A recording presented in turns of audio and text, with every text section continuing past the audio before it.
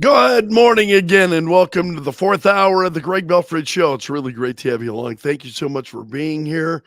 Oh, wow. Steve says, seeing reports of Israel hitting a Russian military base in Syria.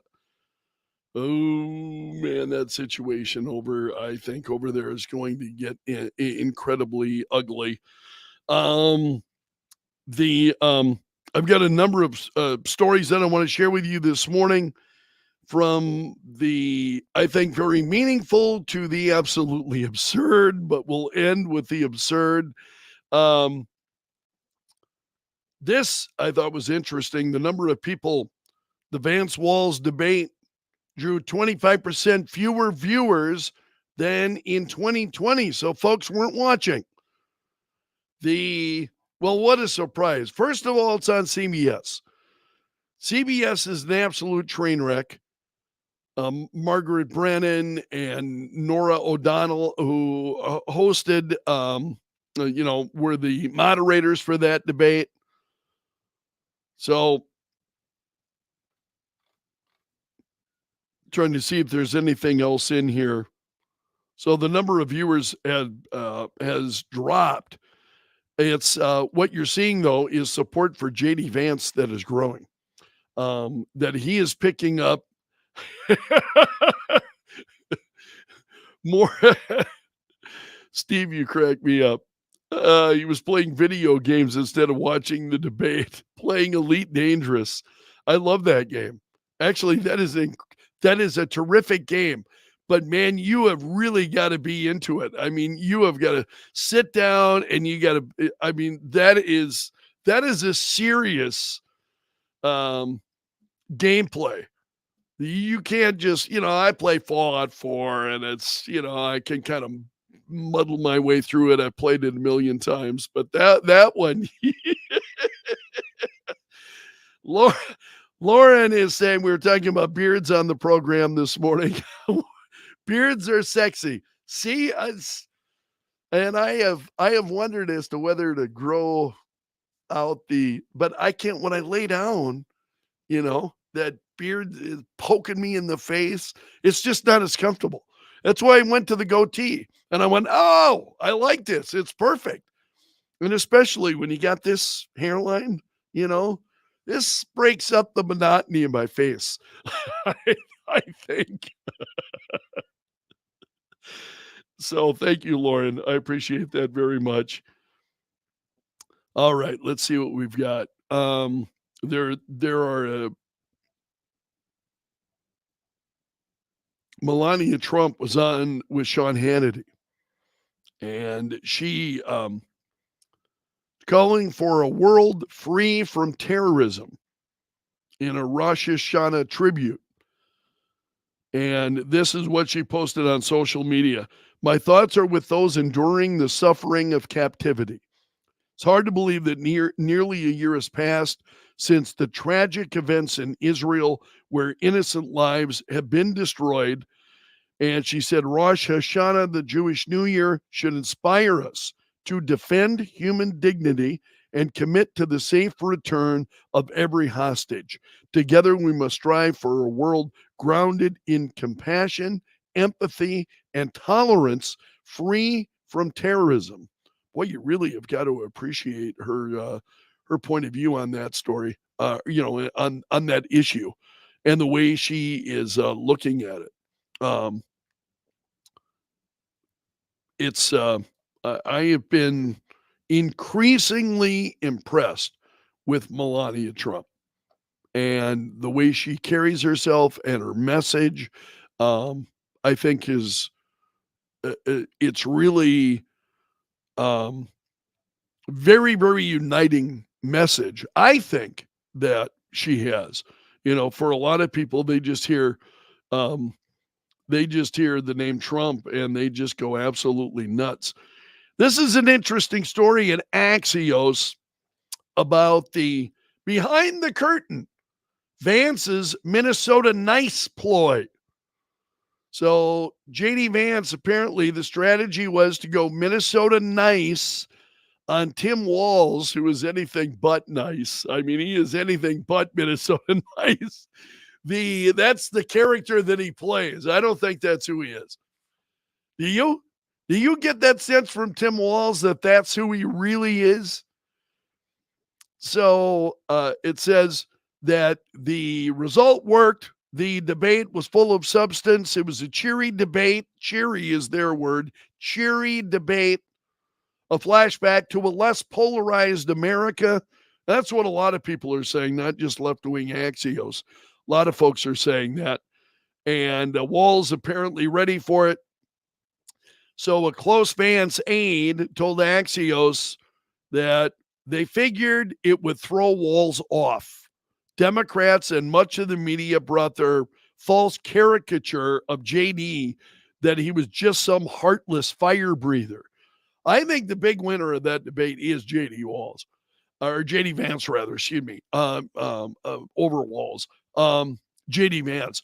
I really, the way that he carried himself, and just his clarity, his friendliness, his compassion, I think showed his ability to stand tough with the media. I thought really showed. And I became more of a JD Vance fan after the debate. I didn't know all that much about him, really. I think, like many Americans going into the debate, I didn't know all that much about JD Vance. And I think we got a pretty good look at him on Tuesday night this week. So I'm not sure who's this is a Vance advisor. We had an intentional strategy of not being overly adversarial and aggressive and jumping down Walz's throat on every little thing. I'm assuming this is still the Vance campaign advisor saying fundamentally no one gives a crap about the VPs. Janie knew instinctively what would actually move the ball forward is creating the contrast between Trump's successes and Kamala's failures. And so Vance played into Walz's Minnesota nice rather than attack. He tried to be they thought that would throw Walz off if he was very pleasant and so on. So I think that's interesting. And they said JD's focus on bipartisanship was intentional because we knew it was a side of JD that the media had largely ignored. And see, that's one of the reasons why I'm thinking that the debate this week really was a victory for JD Vance. That he's on stage, he's answering questions, and he's able really to cut through a lot of the legacy media and what they're saying, and he's out there and showing a side of himself, that the media has not shown, or they're trying to demonize him, so on. I thought he did so really effectively. Kathy, and I agree with this. Walz's eyes are big like this, and it's like, yeah, he looks. Kathy says his eyes were crazy, constant deer in the headlights look. What was he on? He was nervous, according to every report that I've seen. Tim Walz was incredibly nervous. He was worried about how it was going to go. He was worried during the preparation. There were stories out in days in advance talking about the fact that he was just incredibly nervous going into it. And whereas JD Vance, did you detect any of that? I mean, I didn't see him as nervous. I saw him as absolutely firm, especially with the media. There was a question that they had asked, and he said he wasn't able to provide the entirety of the answer, and he said, I will do that after the debate. I will do that, and he did. Within a couple of hours after the debate, he was on social media and he was sharing, here's what I was talking about. And he shared giving people more of a more context into what he was talking about. I just think JD Vance really scored a home run. Now, as to whether or not how many people were watching, we started with that, saying that viewership apparently down from the last vice presidential debate. I don't know why that might be. I think the fact that maybe because it was on CBS, honestly, CBS, and I knew the moderators and I know of their work, and I thought, do I really want to watch this debate on CBS? I'm just going to get angry. It's just a guarantee to get angry, watching some of this stuff. Well, let's see what else I've got to share with you here this morning. Fox News has a piece.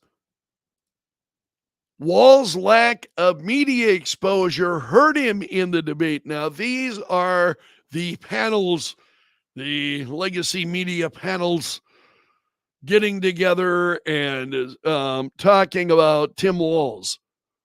So political commentators and critics linked Tim Walz's debate performance to an overall lack of media exposure following his vice presidential debate. In other words, what they're saying is he's just not been out there very much.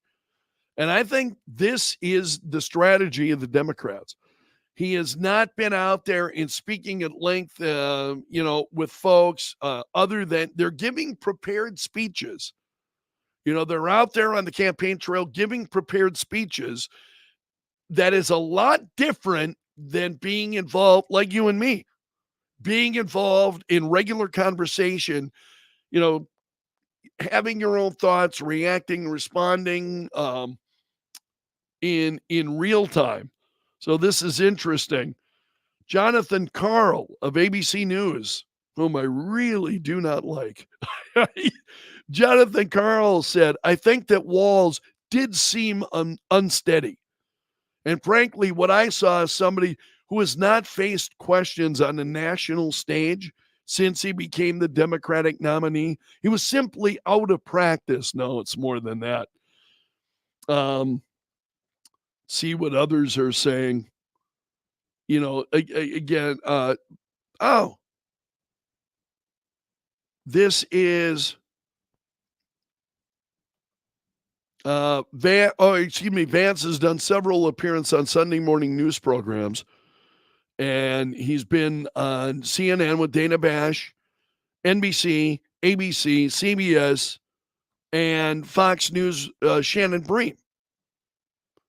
MSNBC's Andrea Mitchell said Walz was notably rusty due to his lack of media exposure.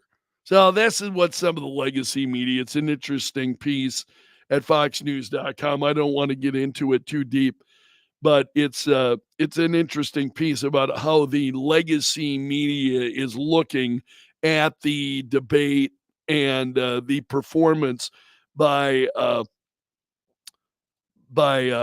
Tim Walz. Steve said, I'm not certain the lack of media exposure is what hurt Walz.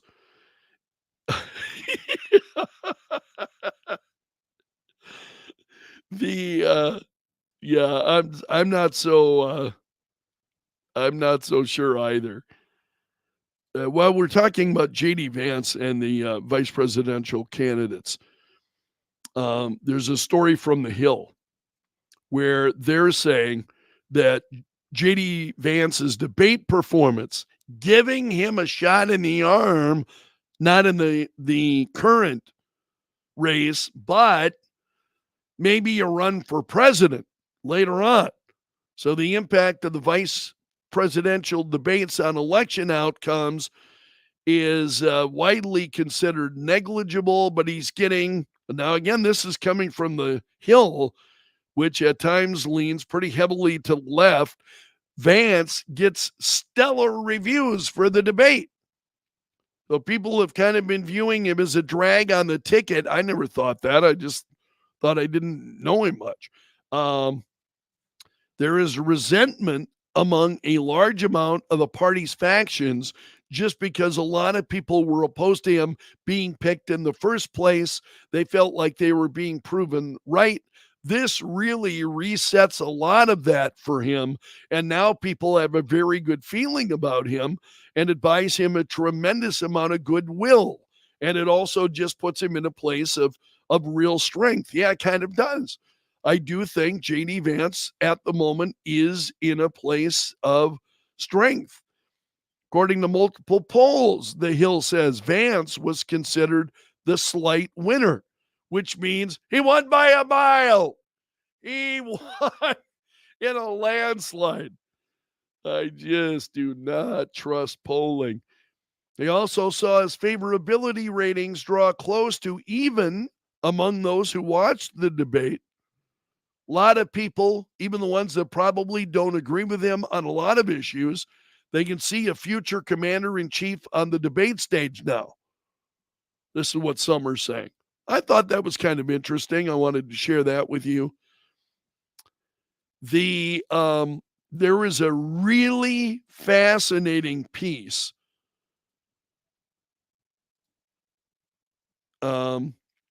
This is by Riley Gaines.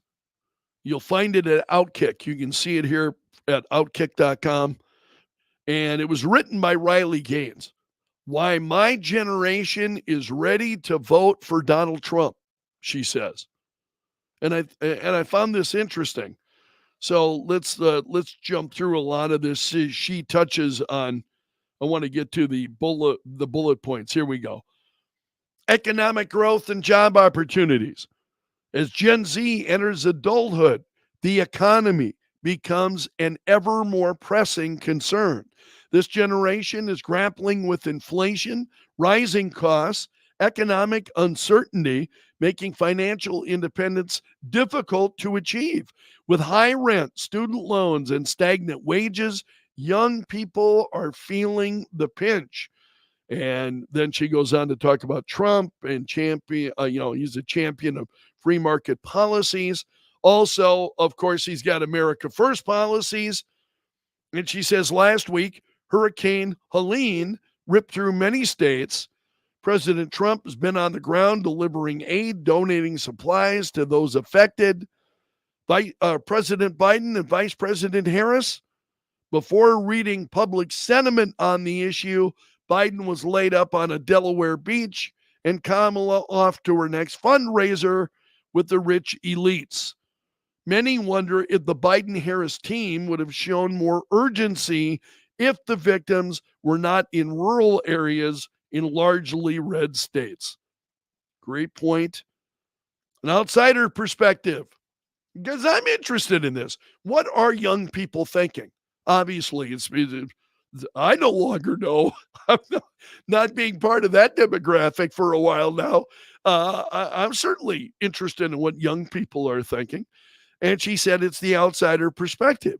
Young people are drawn to bucking the system, especially when they feel disillusioned with the status quo. There is an innate desire to challenge authority, disrupt traditional norms, and question outdated systems. And Trump, love him or hate him, is an outsider. He's not the standard political candidate who runs for public office. And she said the lawfare and weaponization used against Trump increasingly more obvious and undeniable. I'd like to say that. Now, again, it's undeniable to Riley Gaines and to you and me. It's absolutely undeniable. But to many, oh no, they're lost, forever lost. But this is interesting. Young voters recognize this type of resistance is only happening to one political figure and are ready to mobilize against the establishment. Free speech is on the ballot, something I believe in strongly. It's why I talked about it at great length during the program this morning. Free speech. Great piece by Jonathan Turley today. If you've not seen it, go to the New York Post. Find Jonathan Turley's latest piece on John Kerry and his comments and his position on speech and what he's saying and what he would do with free speech.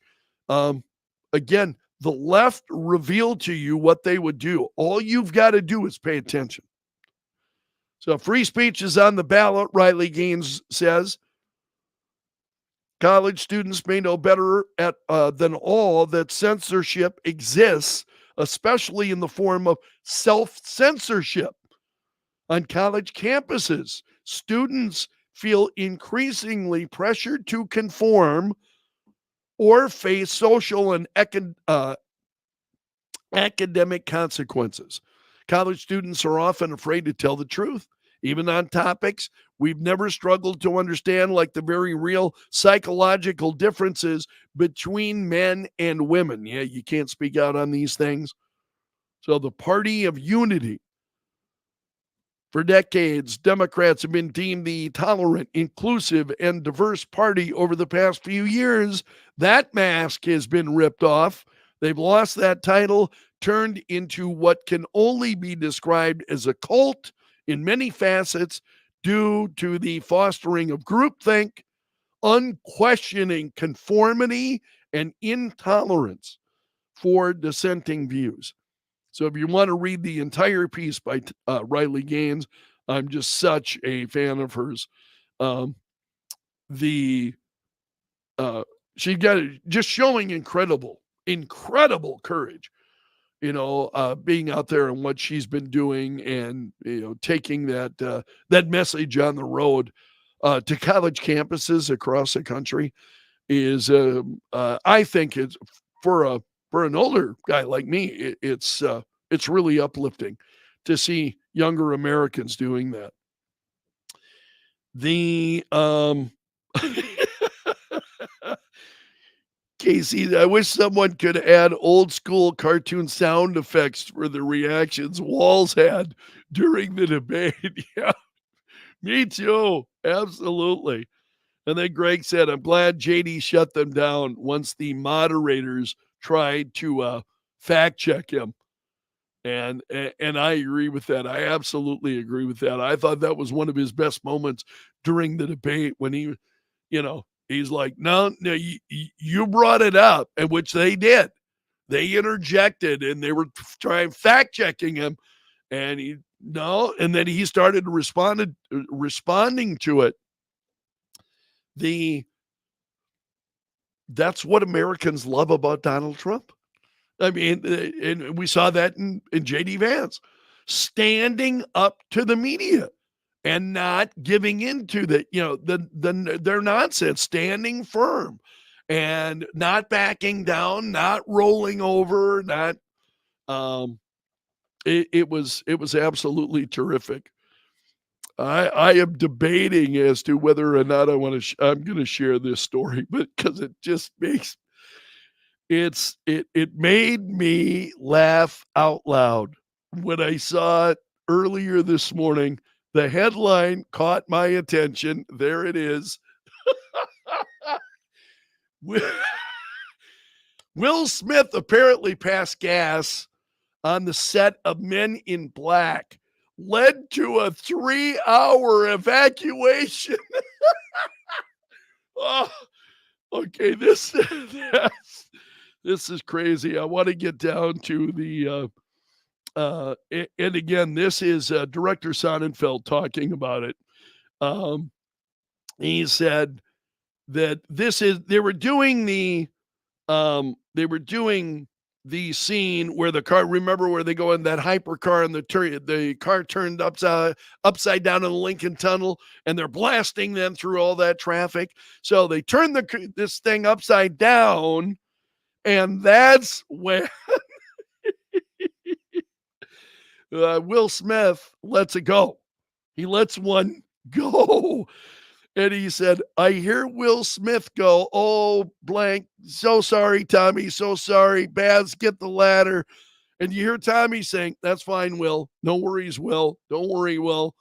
So they run a ladder over to the device after Will Smith has passed gas.